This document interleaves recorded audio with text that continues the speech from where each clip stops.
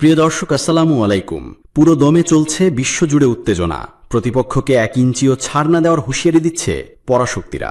এই মুহূর্তে হাতে পাওয়া ভয়ঙ্কর কিছু আন্তর্জাতিক সংবাদ নিয়ে হাজির হয়েছি আপনাদের সামনে। ভিডিওর শুরুতেই থাকছে আজকের গুরুত্বপূর্ণ সর্বশেষ আন্তর্জাতিক সংবাদ শিরোনাম। শুরুতেই জানাবো, গাজা সীমান্তে 40,000 সেনা মোতায়েন করল মিশর, টান টান উত্তেজনা শুরু। এদিকে অস্ত্র ছাড়ার প্রশ্নে হিজবুল্লাহ মহাসচিবের ভাষণ, অস্ত্র ছাড়ব না, কারবালা যুদ্ধেও প্রস্তুত, কৌশলগত সতর্কবার্তা। এদিকে পারমাণবিক অস্ত্র ভান্ডার নিয়ে নতুন হুমকি দিলেন কিম জং উন। জানাবো, মানবিক সহায়তা নিতে প্রাণ গেল আরও 31 ফিলিস্তিনির।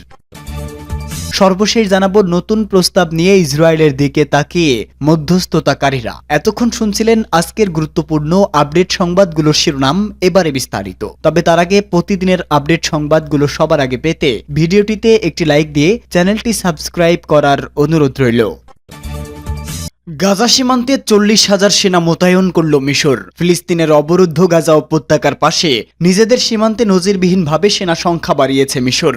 ইসরায়েল গাজার রাজধানী গাজা সিটিতে ব্যাপক হামলার প্রস্তুতি নিচ্ছে। এমন প্রেক্ষাপটে কায়রো আশঙ্কা করছে হাজার হাজার গাজাবাসী হয়তো মিশরের উত্তর সিনাই অঞ্চলে প্রবেশের চেষ্টা করতে পারেন। মিডল ইস্ট আইকে দেওয়া এক সাক্ষাৎকারে মিশরের এক সামরিক কর্মকর্তা নিশ্চিত করেছেন, বর্তমানে উত্তর সিনাইয়ে প্রায় 40,000 সেনা মোতায়েন রয়েছে। এটি 1979 সালের মিশর ইসরায়েল শান্তি চুক্তির আওতায় নির্ধারিত সেনা সংখ্যার তুলনায় বহুগুণ বেশি। সূত্রটি বলছে, গত কয়েক বছরের মধ্যে আমরা মিশরের সেনাবাহিনীকে এত উচ্চ মাত্রায় সতর্ক অবস্থায় কখনো দেখিনি। কর্মকর্তারা আরও জানান, প্রেসিডেন্ট আবদেল ফাতাহ আল সিসির প্রত্যক্ষ নির্দেশে এই পদক্ষেপ নেওয়া হয়েছে।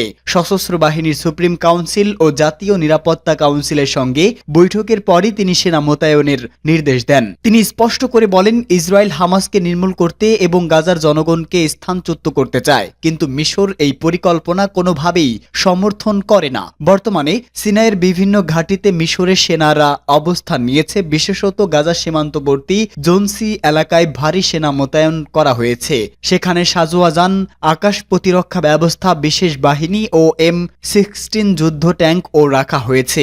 মিশরীয় সূত্র জানিয়েছে, বাড়তি সেনা মোতায়েনের বিষয়টি ইসরায়েলকে জানানো হয়েছে। কায়রো তাদের জানিয়েছে এটি কেবল আত্মরক্ষামূলক ব্যবস্থা, তবে সতর্ক করে দেওয়া হয়েছে যদি ইসরায়েল মিশরের ভেতরে কোনো হামলা চালায় তবে কঠোর জবাব দেওয়া হবে। এদিকে মিশরের পররাষ্ট্রমন্ত্রী সম্প্রতি স্পষ্ট করেছেন, গাজার জনগণকে অন্যত্র সরিয়ে নেওয়ার পরিকল্পনায় তারা কোনোভাবে সহায়তা করবে না, বরং যে কোনো মূল্য তা প্রতিহত করবে।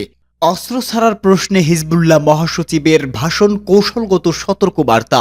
লেবাননের আরবাইন দিবসে দেওয়া হিজবুল্লাহ মহাসচিব শেখ নাঈম কাশেমের সাম্প্রতিক ভাষণকে দেশটির রাজনৈতিক ও নিরাপত্তা অঙ্গনে এক মোড় ঘোরানোর মুহূর্ত হিসাবে দেখা হচ্ছে। অস্ত্র সমর্পণের জন্য অভ্যন্তরীণ ও আন্তর্জাতিক চাপের মুখেও এটি ছিল প্রতিরোধ আন্দোলনের অন্যতম স্পষ্ট ও দৃঢ় অবস্থান। ভাষণে নাঈম কাশেম বলেন, হামলা চলমান থাকলে প্রতিরোধ কখনো অস্ত্র সমর্পণ করবে না। প্রয়োজনে আমরা কারবালা যুদ্ধ লড়ব এবং আমরা নিশ্চিতভাবে জয়ী হব। হয় লেবানন ঐক্যবদ্ধভাবে টিকে থাকবে, নয়তো পরিস্থিতি এমন এক অস্থিরতার দিকে যাবে যার দায়ভার কেবল আপনাদেরকেই বহন করতে হবে। তার এই বক্তব্য শুধু আবেগপ্রবণ স্লোগান নয়, বরং এক কৌশলগত সতর্কবার্তা। তিনি স্পষ্ট করে দেন, অস্ত্র ছাড়ার প্রশ্ন কেবল রাজনৈতিক সিদ্ধান্ত নয়, বরং অস্তিত্ব রক্ষার বিষয়। প্রতিরক্ষার বিকল্প পরিকল্পনা ছাড়া প্রতিরোধকে নিরস্ত্র করার চেষ্টা মানে লেবাননের দুয়ার শত্রুর সামনে খুলে দেওয়া। নাঈম কাশেম অভিযোগ করেন, সরকার মন্ত্রিসভার ঘোষণাপত্র ও প্রেসিডেন্টের শপথনামায় দেওয়া প্রতিশ্রুতি থেকে সরে এসেছে। যেসব নথিতে জাতীয় প্রতিরক্ষা কৌশল প্রণয়নের উপর জোর দেওয়া হলেও সরকার হঠাৎ প্রতিরোধকে নিরস্ত্র করার দিকেই ঝুঁকছে। তার মতে এটি সংস্কার নয়, বরং রাষ্ট্রীয় ভারসাম্যকে বিপর্যস্ত করার উদ্যোগ। তিনি সতর্ক করেন, এই সিদ্ধান্ত লেবাননকে গৃহকলহের দিকে ঠেলে দিতে পারে। তবে তিনি যুদ্ধের হুমকি নয়, বরং ফিতনার আশঙ্কার কথা বলছেন, যার দায়ভার সরকারের উপর বর্তাবে। এই প্রেক্ষাপটে হিজবুল্লাহ দুটি বার্তা দিতে চেয়েছে। প্রতিরোধ শেষ নিঃশ্বাস পর্যন্ত অস্ত্র রক্ষায় অটল, কোনো আপোষ নেই। আরেকটি হলো তারা অভ্যন্তরীণ সংঘাত এড়াতে চায় এবং সরকারের জন্য সকল সিদ্ধান্ত পুনর্বিবেচনা করার সুযোগ রয়েছে। নাঈম কাশেম জোর দিয়ে বলেন, প্রতিরোধ রাষ্ট্রের বিকল্প নয়, বরং রাষ্ট্রের সহযোগী ও অংশীদার। অস্ত্র অপসারণ মানে শুধু প্রতিরক্ষা দুর্বল করা নয়, বরং রাষ্ট্রের সার্বভৌমত্বকেই খালি করে দেওয়া।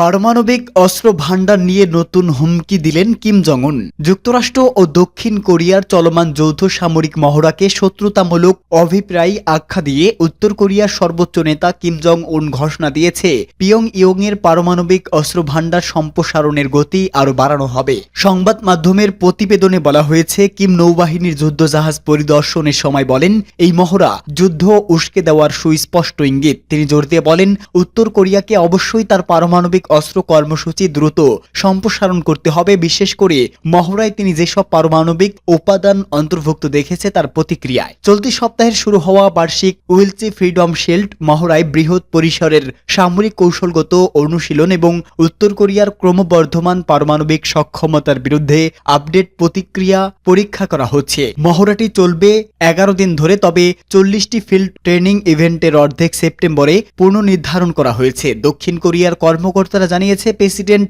লি জে-মিং উত্তেজনা কমাতে চাওয়ায় মহড়ার সময়সূচিতে এ পরিবর্তন আনা হয়েছে। তবে বিশেষজ্ঞরা মনে করছে পিয়ংইয়ং এর প্রতিক্রিয়ায় ইতিবাচক হবে না। মানবিক সহায়তা নিতে প্রাণ গেল আরও 31 ফিলিস্তিনির। ইসরায়েলের অব্যাহত হামলায় ফিলিস্তিনের গাজা উপত্যকায় নতুন করে আরও 60 জন নিহত হয়েছে। এতে মোট প্রাণহানির সংখ্যা বেড়ে দাঁড়িয়েছে 62,100 জনে। অন্যদিকে মানবিক সহায়তা নিতে গিয়ে গত 24 ঘন্টায় আরও 31 জন ফিলিস্তিনি প্রাণ হারিয়েছে। এছাড়া অনাহার ও অপুষ্টিতে মৃত্যু হয়েছে আরও 3 জনের। বার্তা সংস্থা আনাদোলুর এক প্রতিবেদনে এ তথ্য জানানো হয়েছে। গাজার স্বাস্থ্য মন্ত্রণালয় জানায়, 2023 সালের অক্টোবর থেকে শুরু হওয়া ইসরায়েলি হামলায় এখন পর্যন্ত অন্তত 62,064 জন নিহত হয়েছেন।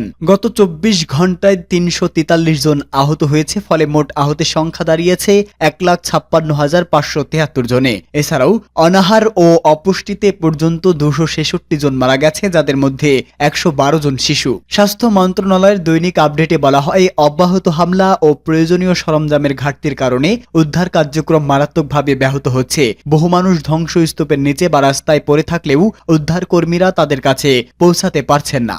নতুন প্রস্তাব নিয়ে ইসরায়েলের দিকে তাকিয়ে মধ্যস্থতাকারীরা। গাজার নতুন যুদ্ধবিরতি পরিকল্পনার বিষয়ে ইসরায়েলি প্রতিক্রিয়ার অপেক্ষায় রয়েছে মধ্যস্থতাকারীরা। হামাসের প্রস্তাবটি গ্রহণ ও প্রায় 2 বছরের যুদ্ধের অবসান ঘটাতে নতুন দফা আলোচনার জন্য প্রস্তুতির ইঙ্গিত দেওয়ার একদিন পর মধ্যস্থতাকারীরা এখন ইসরায়েলের দিকে তাকিয়ে আছে। যুদ্ধ চলাকালে উভয় পক্ষ বারবার পরোক্ষ আলোচনা করছে, যার ফলে দুটি স্বল্পমেয়াদী যুদ্ধবিরতি ও ইসরায়েলি জিম্মিদের বিনিময়ে ফিলিস্তিনি বন্দী মুক্তি পেয়েছে। তবে স্থায়ী যুদ্ধবিরতির কোনো সমঝোতা হয়নি। যুক্তরাষ্ট্রের সহায়তায় মিশর ও কাতার ঘন ঘন শাটল কূটনীতির মাধ্যমে অচল অবস্থা ভাঙার চেষ্টা ও মধ্যস্থতা চালিয়ে আসছে। কাতারের সঙ্গে মিলে নতুন প্রস্তাব ইসরায়েলের কাছে পাঠিয়েছে জানিয়ে মিশর বলেছে, এখন বল ইসরায়েলের কোর্টে। মিশরের রাষ্ট্রীয় সংযুক্ত গণমাধ্যম আল কাহেরা জানিয়েছে, সর্বশেষ চুক্তির প্রস্তাবে প্রাথমিক 60 দিনের যুদ্ধবিরতি, আংশিক জিম্মি মুক্তি, কিছু ফিলিস্তিনি বন্দীর মুক্তি ও ত্রাণ ঢোকার ব্যবস্থার কথা উল্লেখ রয়েছে। ইসরায়েলের প্রধানমন্ত্রী বেনিয়ামিন নেতানিয়াহু এখনও প্রকাশ্যে এই পরিকল্পনা নিয়ে মন্তব্য করেনি। তবে গত সপ্তাহে তিনি বলেছেন, আমরা কেবল এমন একটি চুক্তি মেনে নেব যাতে সব জিম্মি একসঙ্গে মুক্তি পাবে এবং আমাদের শর্ত অনুযায়ী যুদ্ধ শেষ হবে।